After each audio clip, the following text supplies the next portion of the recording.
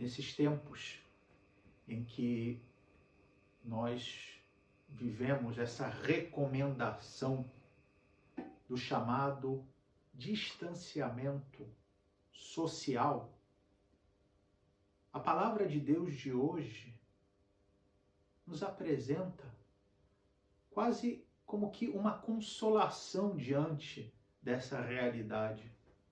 Eu penso que praticamente todos nós sentimos mais do que nunca a falta de ter contato com as pessoas, de receber um abraço, um aperto de mão, de estar próximo de pessoas amadas e que nesse período praticamente só podemos falar com elas, o que já não é pouco, diga-se de passagem, mas não suficiente, mas somente por Skype ou por esses novos meios de comunicação social. Desejamos um abraço, desejamos a proximidade. E a palavra de Deus, como eu dizia, se apresenta como um bálsamo, justamente porque nos fala dessa promessa que Deus faz de reunir quem está separado.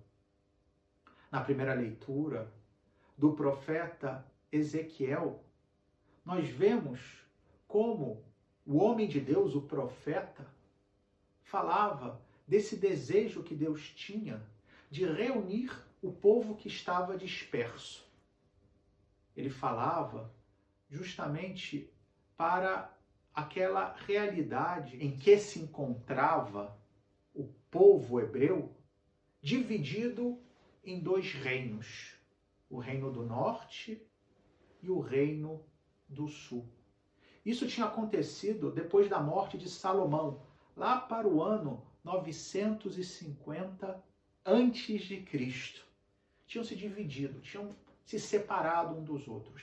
E aquilo tinha sido não somente um enfraquecimento do povo, da cultura, mas sobretudo um enfraquecimento religioso, porque aquele não era o querer de Deus. Deus não quer seus filhos separados, mas quer seus filhos unidos.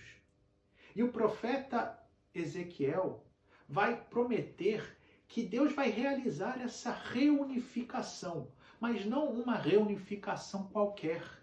Porque para além de unir o que estava separado, Deus também vai purificar, vai limpar do pecado, vai transformar os corações. Será Ele, Deus, desse povo reunificado, o verdadeiro pastor.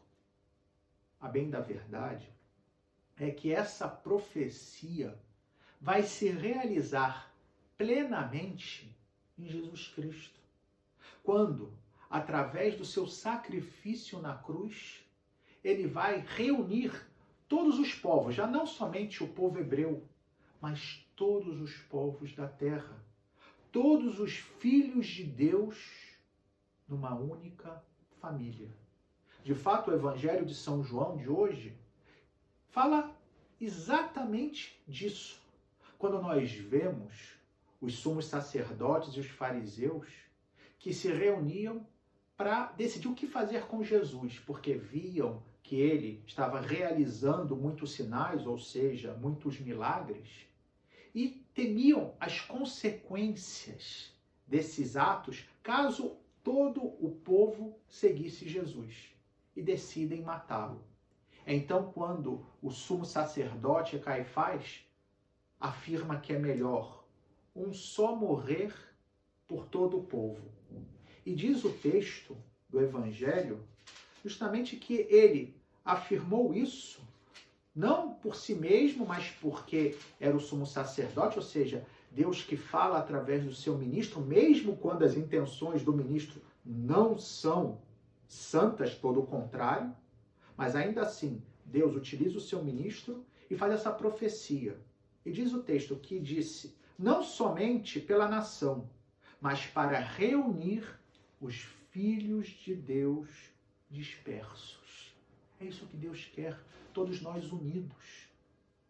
E como é que Jesus realiza esse ato de reunificar a todos?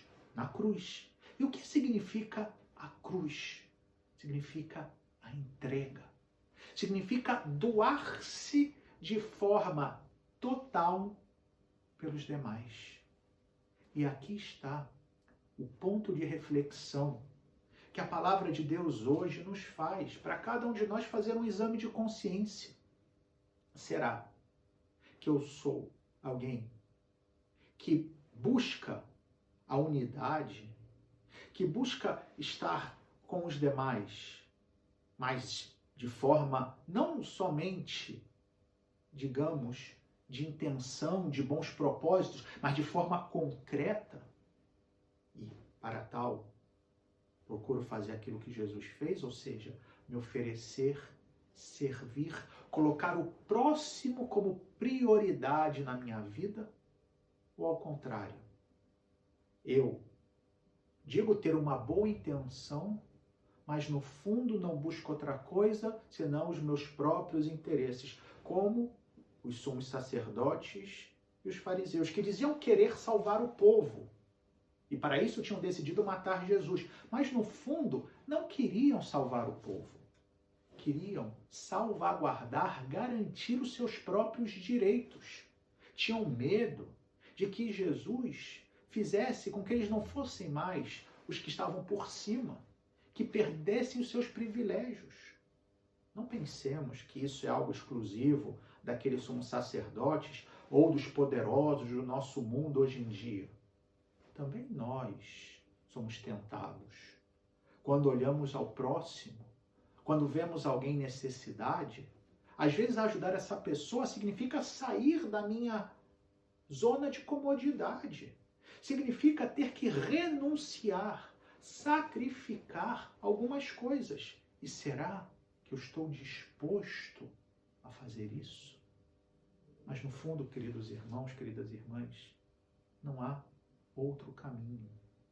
Pois, se realmente queremos viver essa experiência de unidade, de unir o que está separado, não há outro caminho, senão aquele do amor e do amor radical, ou seja, esse amor que é serviço, esse amor que é entrega, esse amor que se manifesta através do sacrifício. Não necessariamente como Jesus morrendo, mas sim entregando. Morrendo sim espiritualmente, ou seja, deixando de lado o meu egoísmo, o meu comodismo para servir os demais. E que bonito, quando cada um de nós faz a parte que lhe toca. Eu já estava vendo uma mensagem que me tocou o coração, no Instagram justamente, quando uma pessoa postava uma mensagem dizendo, olha, para aquelas pessoas que nessa situação atual estão sem trabalho, encontram sem dinheiro, não tem como comprar comida para si, para a sua família, entre em contato comigo, porque a gente vai tentar ajudar. Se cada um fizesse a sua parte, como seria tudo tão diferente? E é isso que Deus quer. Essa é a reunificação que Deus quer operar. Esse é o mistério da Páscoa. Essa transformação da morte em vida, do ódio em amor. E aí se realiza aquilo que o Salmo hoje nos falava, que aliás não é um salmo. Hoje o que se propunha como salmo responsorial era um cântico do profeta Jeremias, e que em um determinado momento dizia o seguinte: então, quando Deus agir e transformar os corações, trazer de novo o povo para a sua unidade, quando ele for o Deus de cada um de nós, de verdade, no nosso coração, e diz, então a virgem dançará alegremente. Também o jovem e o velho exultarão. Os pobres velhos, os idosos, que estão agora mais isolados. Mudarei em alegria o seu luto.